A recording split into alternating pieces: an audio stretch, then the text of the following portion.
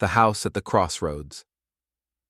In a small American town, there was a legend about the house at the crossroads.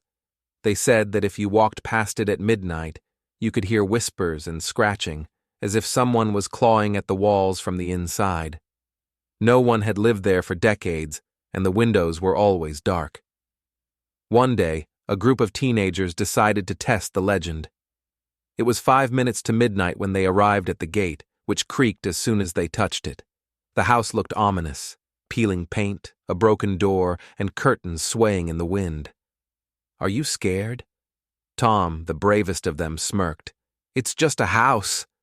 They went inside. The floor creaked under their feet, and the air was cold despite the summer night. Suddenly, the door slammed shut with a deafening bang. They tried to open it, but it wouldn't budge. From the depths of the house, they heard a whisper. "You came. I've been waiting." The voice was old, raspy, and cold as a winter wind. "Who's there?" Sarah shouted, trembling with fear.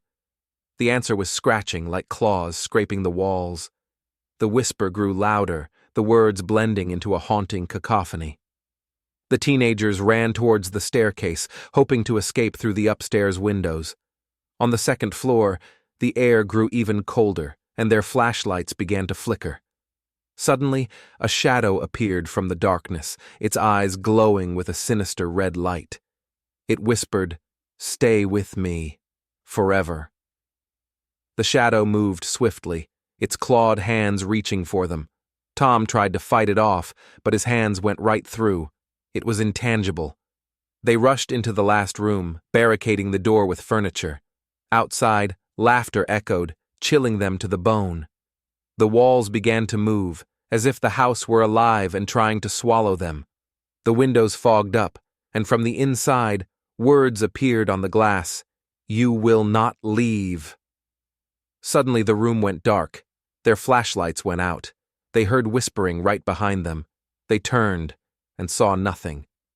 Then, the door slowly opened, even though they were still pressing the furniture against it.